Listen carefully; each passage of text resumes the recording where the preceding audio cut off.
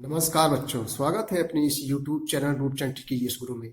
दोस्तों, आज हम कक्षा 12 के विद्यार्थियों के लिए सोशियोलॉजी यानी समाज शास्त्र के इंपॉर्टेंट क्वेश्चन लेके आए हैं जो परीक्षा से वेरी इंपॉर्टेंस रहेंगे। तो आइए हम लोग देखते हैं।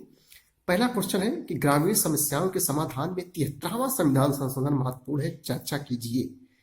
तो सबसे पहले हम लोग जानेंगे कि 73वां जो संविधान संशोधन है किससे संबंधित है। तो हम लोग ट्रिक से भी याद कर सकते हैं, जैसे 30 से 73वां और 30 से त्रिस्तरीय। 73वां संविधान संशोधन किससे संबंधित है बच्चों? त्रिस्तरीय पंचायती राज व्यवस्था से संबंधित है।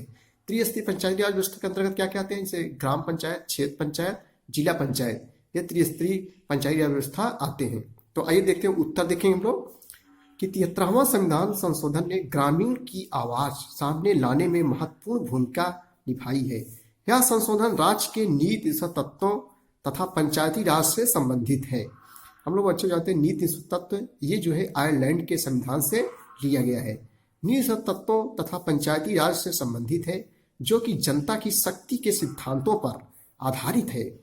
यह संशोधन पंचायतों को संवैधानिक संरक्षण प्रदान करता है और पंचायत सामान्यतः एक स्वावासी संस्था है।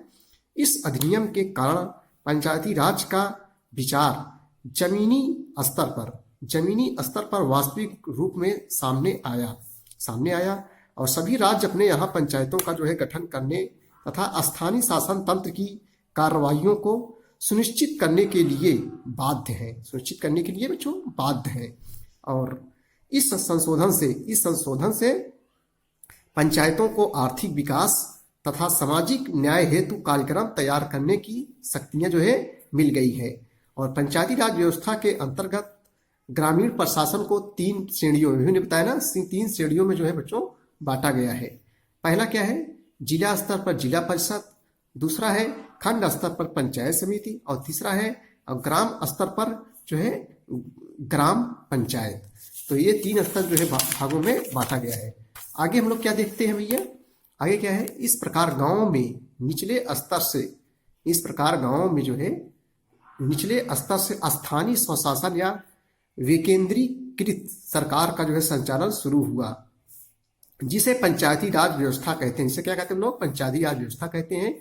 इस संशोधन की सबसे उल्लेखनीय विशेषता यह है कि पहली बार महिलाओं को ग्राम पंचायतों में एक महत्वपूर्ण व कारगर भूमिका प्रदान की गई, जो कि महिलाओं के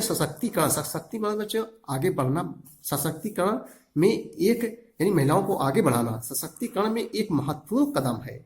अतः इस संशोधन ने यानी 73वां संविधान संशोधन ने ग्रामीणों के आवाज को सामने लाने तथा ग्रामों को आत्मनिर्भर बनाने में महत्वपूर्ण भूमिका निभाई है।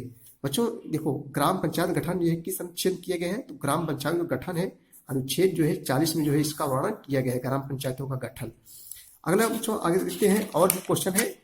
अगला क्वेश्चन हम देखेंगे कि अंतर्विवाह को समझाइए। ये 2 नंबरी है कि अंतर्विवाह को समझाइए। अंतर्विवाह क्या है? बहुत सरल है बच्चों, देख लेते हैं 2 मिनट में।